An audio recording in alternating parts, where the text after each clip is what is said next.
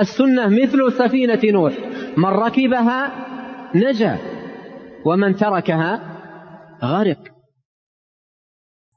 السلام عليكم ورحمة الله وبركاته. الحمد لله الذي أرسل رسوله بالهدى ودين الحق ليظهره على الدين كله، وكفى بالله شهيدا، وأشهد أن لا إله إلا الله وحده لا شريك له، وأشهد أن محمدا عبده ورسوله صلى الله عليه وعلى آله وأصحابه أجمعين. أما بعد.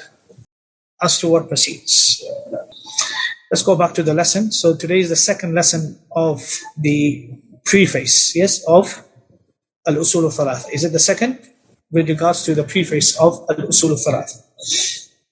So today we're going to talk about al-Furuq bayn al-Mutoon al-Ilmiyyah, the differences or the distinguished features of al-Mutoon al-Ilmiyyah. You know, you have these Mutoon books, small pocket-sized books, they say, which have different types of texts. Like for Al-Usul ath-Thalathah, Kashf al-Shubhat, Kitab al-Tawheed, al-Baiquni. I'm pretty sure that you have seen these Mutoon. The Mutoon is the plural of Matan, and Matan means text. So we need to understand with regards to Mutoon, al-Mutoon al-Ilmiyyah, the texts that we have, knowledge-based texts, because we're studying a text. Yes, the text that which we are studying is the text known as Al-Usul ath-Thalathah.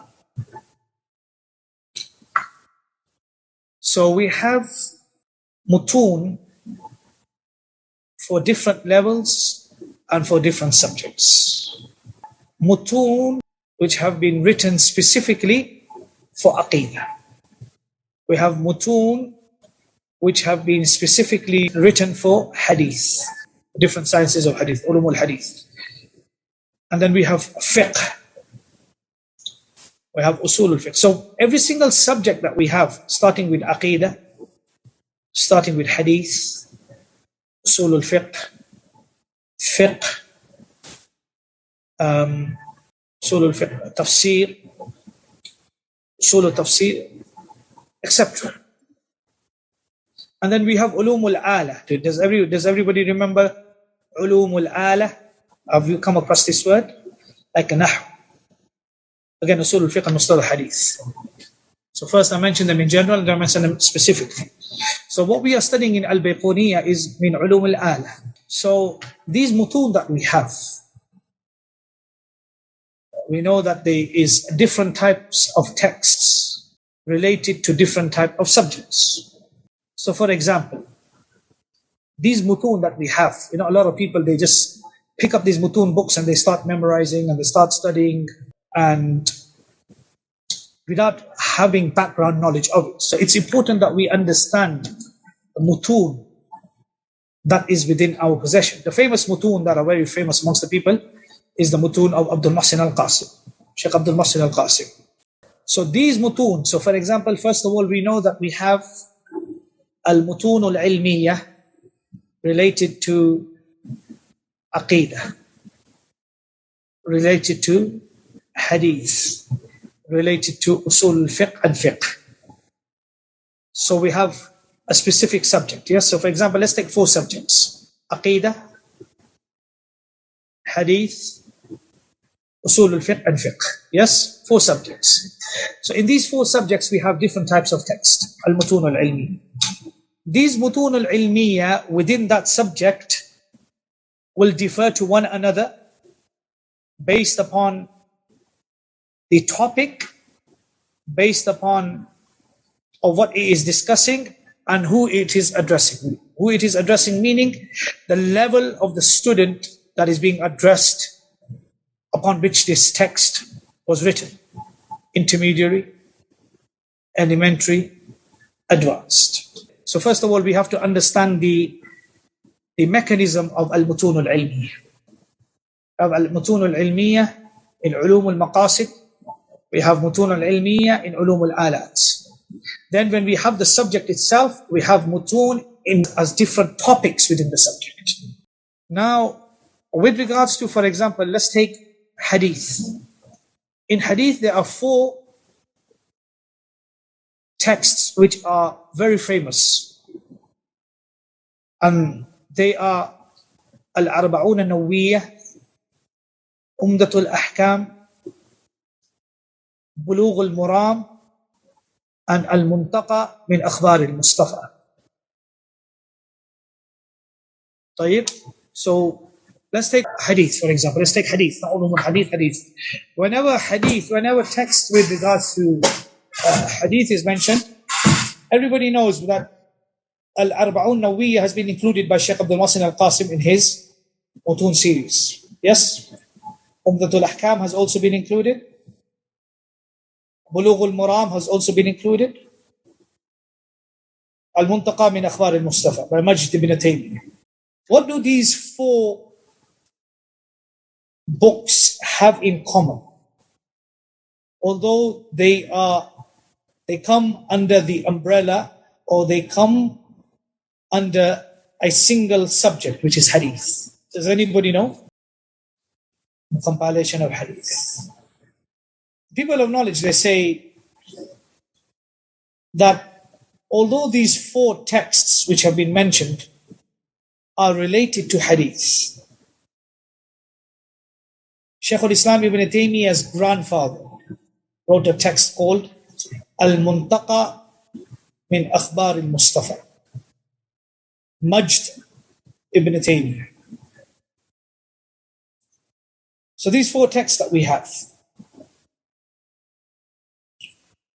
So when we look at Al-Arba'un al-Nawawiyyah, in comparison to Umdatul Ahkam, Bulugh al-Maram, and Al-Muntaqa min Akhbar al-Mustafa, Al-Arba'un al-Nawawiyyah, although it's to do with Hadith, but it's different.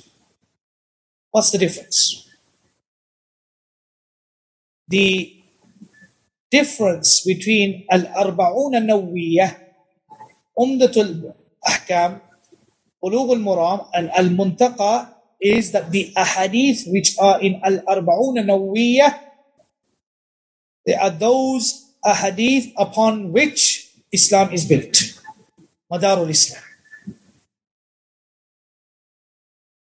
You understand? That's the difference. I'm pretty sure that before I mention this, many of you, illa ma rahimallah, probably did not know the difference between Al-Arba'un Nawawiyyah and Umdatul Ahkam. If I said to you, Al-Arba'un Nawawiyyah and Umdatul Ahkam are both to do with the subject of Hadith, which is true. But there is a difference. The 40 narrations which contain in Al-Arba'un Nawawiyyah are those 40 narrations upon which Islam has been built, which they call Al-Ahadith allati alayha madarul Islam. The other 3, Umdatul Ahkam, Bulugh al-Maram, and Al-Muntaqa. What's the common thing about these 3 books of Hadith? All 4 are to do with Hadith, but the direction is different. Naam, Ahadith al-Ahkam. What do we call this? The topic that is being discussed is Ahadith al-Ahkam. Ahadith al-Ahkam is that Bulugh al-Maram. That's why I say to a talibul ilm, student of knowledge, who is upon the madhab of the people of Hadith, that the books that he should collect with regards to fiqh al-Hadith is Ahadith al-Ahkam. Ahadith al-Ahkam. I have all the books of Ahadith al-Ahkam, alhamdulillah, here in my library, right in front of me now. They always stay in front of me. I remember when I was at the British Museum Library, I found Abdul Haq al-Ishbili's Al-Ahkam al-Kubra, which is one of the first books written on Ahadith al-Ahkam, the actual manuscript in the British Museum Library. And I read a manuscript sitting there in that library, Walillahi alhamdu wal minna, in the British Museum Library. Every day I would be there, and alhamdulillah, I have the actual manuscript from the British Museum Library of Al-Ahkam al-Kubra of Abdul Haq al-Ishbili, which books like Bulugh al-Maram, al-Muharrar, al-Muntaqa, of Majd ibn, all of these books that came afterwards are all based upon al-Ahkam al-Kubra of Abdul Haq al-Ishbili. And Abdul Haq al-Ishbili wrote 3 books. He wrote al-Kubra, al-Wusta, and as-Sughra. And I have all of them, alhamdulillah, in my library, including the manuscript of al-Kubra, which al-Wusta and as-Sughra are based on. Nobody thought that you would find al-Ahkam al-Kubra of Abdul Haq al-Ishbili in the British Museum Library. But alhamdulillah, I found it there, and I read most of it whilst I was sitting there. I also found the narration that al-Ishbili included, which was putting the hands on the chest whilst praying salah. Alhamdulillah, he brought that narration.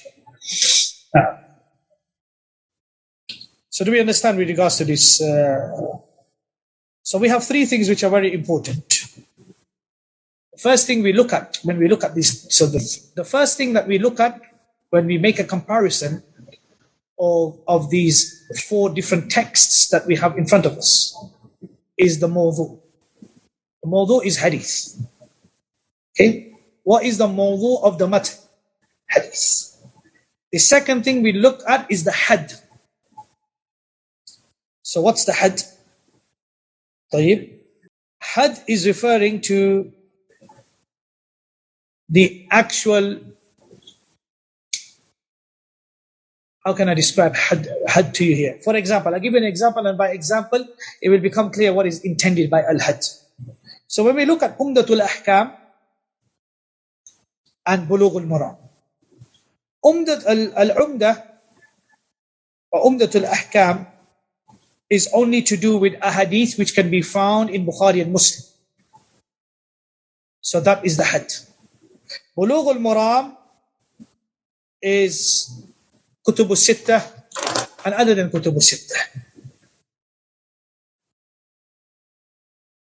Or something which has been narrated by Bukhari and Muslim in which they did not agree. What of Imam Malik and Imam Ahmad in his Musnad. So this is the had. Do we understand? So we have Mawdu and we have had. Had can be the actual topic or the nature of the text or its sources. Now, is that clear? So if somebody asked you that, what is the difference between Umdatul Ahkam and Bulugh al-Maram? Although they are to do with the same subject, the Mawdu is one, but the Hudud is different.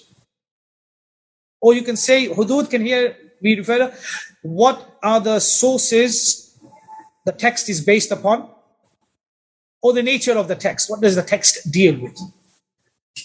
Yes, do we understand Hudud or Had? Although Had can also linguistically mean definition, meaning the text, the outline of the text is defined with what? Umdatul Ahkam is defined by only those narrations which both Bukhari and Muslim both agreed upon. Bulugh al-Maram, its had is that which Bukhari and Muslim agreed upon, that which Muslim narrated and Bukhari narrated by himself, that which Muslim narrated by himself, those narrations that can be found in Sunan al-Arba, Mu'atta Imam Malik and Musnad of Imam Ahmad.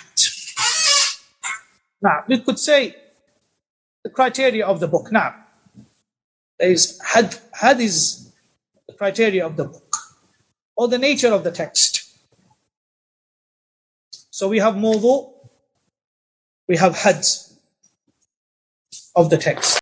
Then the third thing which we understand is who is the text was written for who? Mukhatib. Who was the text written? So for example, Al-Majd Ibn Taymiyyah said that he wrote Al-Muntaqa in his introduction for the scholars. So Al-Muntaqa is a book which is for the scholars. He clarified that this book which he has written, Al-Muntaqa, Al-Majd Ibn Taymiyyah said that he's written this for the scholars. That he collected all those narrations and inserted them in his book, which the scholars rely upon in their writings and in their teachings. Is that clear? So when we look at a text, we analyze the text by its mawdu, by its subject, then by its had or hudud. We can say topic or criteria or sources. And third, who has the book been written to, or who is it addressing? Al-Mukhatib. So every single text that you pick up, you need to look and analyze that text from this perspective. What has the text been written? So for example, Bulugh al-Maram, Ibn Hajar mentioned in his Muqaddimah, that which could be understood in his introduction, that this text that he has written for is for the Talibul Ilm. That the Talibul Ilm who wants to understand Hadith al-Ahkam should begin with this text. So now if two texts were put in front of you now, Al-Muntaqa and Bulugh al-Maram, which, as a student of knowledge, would you first choose to study or to read? Bulugh al-Maram. And how do we know this? We know this that first of all, we look at all the different texts that we have in our possession. And firstly, we look at the mawdu, or the subject of the text. Then we look at the had of the text. And then we look at that who is the Mukhatib. Which category of people was this text written for? Who was it written for? And then after that we start to study. Now we just pick up all the texts and we just start memorizing and study. Ashwa'iyan, like we see now. People charging people money and just teaching them text of the text. That's why if you see Abdul Muhsin al-Qasim's series of al-Mutoon al-Ilmiyah, then he has categorized his al-Mutoon al-Ilmiyah according to his own ijtihad, based upon the methodology of memorization, not study. Mainly, from what I have understood and analyzed his text. So you have, if somebody asks you now, if I asked you the question, Al-Arba'un Nawawi, Umdatul Ahkam, Bulugh al-Maram, Al-Muntaqa, what's the common thing about them? Hadith. What's the difference between them? Is there any differences between the four texts that we have in front of us? Al-Arba'un Nawawi, which is the odd one out of the four texts that we have? The four texts that we have, Al-Arba'un Nawawi. Why? What is Al-Arba'un Nawawi? What's the hudud or the had of Al-Arba'un Nawawi? Madar al-Islam. Madar al-Islam, foundations of Islam. This is for the scholar as well as the student of knowledge, as well as the normal person. With regards to Umdah and Bulugh and Al-Muntaqa, what's the had? Fiqh al-Hadith or Fiqh al-Sunnah or Hadith al-Ahkam. Is Umdah different from Bulugh in terms of its had? What's the difference? Umdah is only to do with that which Bukhari and Muslim agreed upon. Is there a difference between Bulugh and Al-Muntaqa?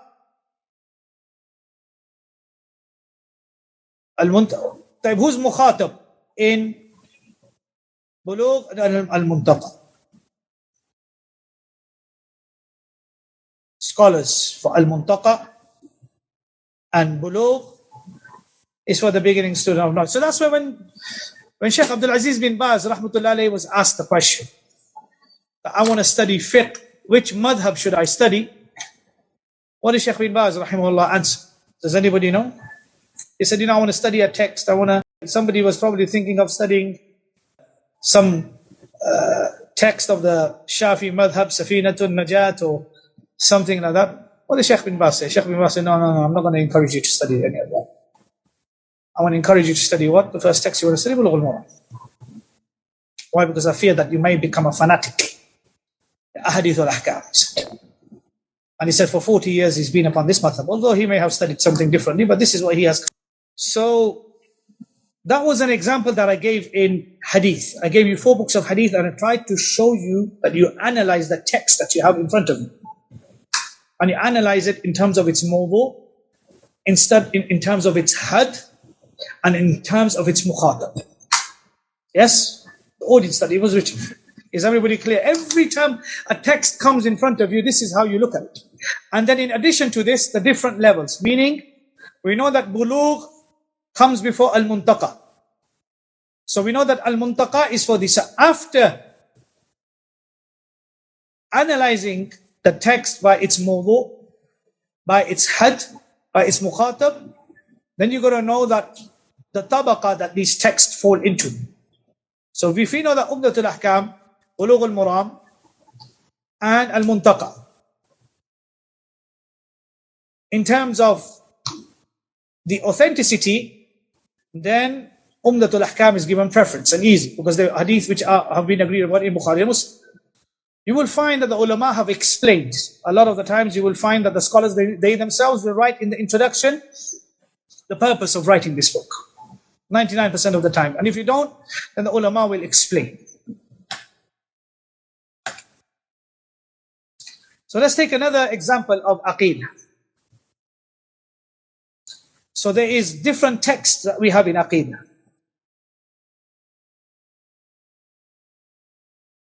But so they're all to do with the same subject, which is Aqeedah, but they differ on topics. So for example, Al-Aqeedah al-Wasatiyah of Shaykh al-Islam Ibn Taymiyyah differs from Kitab al-Tawheed of Shaykh al-Islam Muhammad ibn al-Wahhab rahimahullah ta'ala.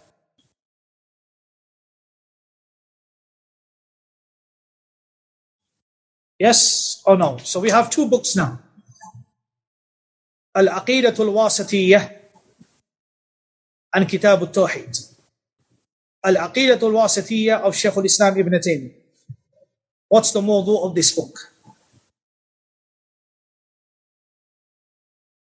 Mawdu of the book, Aqeedah. طيب. Kitab al-Tawheed of Muhammad ibn Abdul Wahhab. What is the mawdu of the book? Aqeedah. Now, what's the had of al-Wasatiyah? The had of al-Wasatiyah is the belief of al-Sunnah wal Jama'ah, in which they are distinguished from al-Dalal wal Bid'ah, which is basically to do with al-Asma wa Sifat. So al-Aqeedah al-Wasatiyah is not only to do with al-Asma wa Sifat, although al-Asma wa Sifat is an important factor of al-Wasatiyah.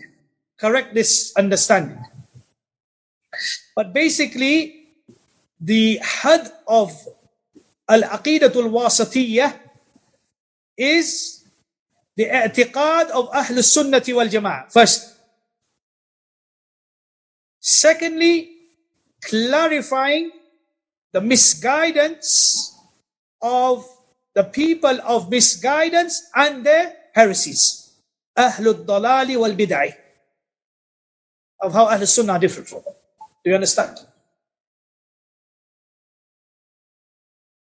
So people think that it's only to do with, and how do we know this?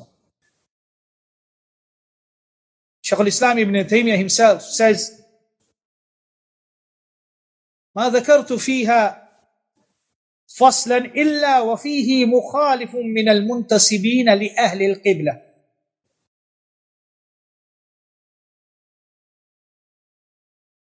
وكل جملة فيها خلاف لطائفة من الطوائف. So from Ibn Taymiyyah's introduction, we come to know that the book tells you the Aqeedah of Ahlus Sunnati wal Jama'ah, and by also clarifying and refuting the batil Aqeedah of the people of Bid'ah and Dalal. واضح? So this is the had. Kitab al-Tawheed. Kitab al-Tawheed. What's the mawdu of Kitab al-Tawheed? Again, Tawheed, is Tawheed in itself a subject or Aqeedah, which is more general? Whenever you talk about the mawdu, you talk about the general subject that it covers. Saying Tawheed is being specific. La. So it's Aqeedah. So it's fi fann al-Aqeedah. And it's to do with Tawheed al-Ilahiyyah. وما يضاده. It's to do with Tawheed al-Uluhiyyah or Tawheed al-Ibadah, Tawheed al-Ilahiyyah, and that which contradicts it in its foundations or in its completion. واضح? Is that clear? So today you've learned the difference between al-Aqeedah al-Wasatiyyah and Kitab al-Tawheed. First of all, you've learned that they're both to do with Aqeedah. And then you have learned that the had of Kitab of al-Wasatiyyah is to do with what? Is to do with the i'tiqad of al-Sunnah wal Jama'ah. And the iftiraq of al-Dalal wal Bid'ah from al-Sunnah in belief. And we know that Shaykh al-Islam Ibn Taymiyyah, he wrote al-Wasatiyyah for who? He wrote it for the people. Yes or no? We know about the story. So the Mukhatib is the general public and the people as well as the scholars. Kitab al-Tawheed also was written by Muhammad ibn al-Wahhab for the people as well as the scholars. So this is the importance of knowing. I gave you two examples today. Mawdu, had and Mukhatib of fan al-Hadith and fan al-Aqeedah. So that you differentiate. You just don't pick up the matan like I see some students and they just start reading. It's craziness, this. So, O student of knowledge,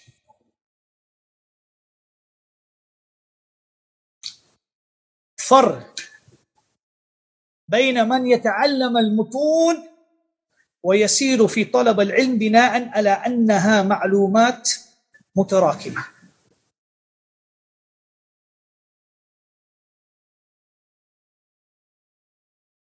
So, O student of knowledge, know that the one who memorizes these texts in the hope or with the intent of seeking knowledge is just memorizing them based upon information. It's just in the books and khalas, it's memorized. Doesn't really know. And be from amongst those students of knowledge that when a text comes in front of him, he knows the reason of why this text was illustrated. He knows the subject of the text.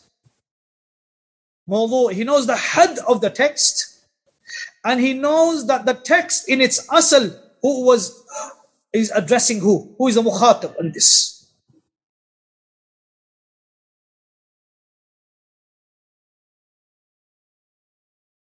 And this is very important with regards to knowing a text. Had we can say the subject matter of the text. If there's anybody who has a better word, but that's a close word. The subject matter of the text. So we know it's Aqeedah, but Aqeedah is a vast subject. So you will see the difference between these type of students. Two students. One who knows the Mawdu, who knows the had, who knows the Mukhatib, who knows the reason of why this text was written, who it was written for, and what level or category does this text come under? Intermediate, foundation, elementary or intermediate or advanced. So somebody who just memorizes the text like a parrot, mimics, he does not fulfill or serve the purpose of why the author illustrated that text. Ma'lumati, like we said. Then this student of knowledge who's following this path of just memorizing any text out of, like a cherry picking type of a text, when he finishes memorizing this text, for example, the text of Aqeedah, he assumes or makes the assumption that he has completed studying Aqeedah or completed studying this text written by this scholar, but in reality he hasn't really studied anything except for a certain subject within the Aqeedah, because he doesn't know that this is only pertaining to a specific topic within Aqeedah, but he thinks that he studied Aqeedah. But the second student of knowledge, who knows the Mawdu of the text, the had of the text, who is Mukhatib in this text, then he knows what he is studying, why he or she is studying, and what he or she will achieve after she finishes or he finishes this text, and what will be remaining of this student to continue his study after he finishes this text. Then the impact of that text which that student memorized will be much more stronger. And then when this text is explained in detail, then this person who has memorized this text will be able to fully grasp and understand the subject or the topic. Now, before we finish within the next 2 minutes, the next 2 or 3 minutes, so that was a general description of or guidelines with regards to when you look at the text next time. Al-Usul ath-Thalathah is a text like any other text. What is the Mawdu of Usul ath-Thalathah? Aqeedah. So, in the next lesson, inshallah, we will discuss the first issue that we need to know about Al-Usul ath-Thalathah, and that is Mawdu Al-Usul ath-Thalathah. Now, I will stop here. And inshallah, we'll meet when Allah subhanahu wa ta'ala wills. Jazakumullah khairah wa barakallahu fikum. For those of you who want to apply at the Islamic University of Medina, and Brother Bilal has been appointed to, because a lot of brothers contact me and I forget. I have so much going on. So I've Brother Bilal to take charge of this thing, especially my students who need a reference written, so that I can write the references for them. Jazakumullah khairah wa baraka fikum. Sallallahu ala nabiyyina Muhammad wa ala alihi wa ashabihi ajma'in. Assalamu alaikum wa rahmatullahi wa barakatuh.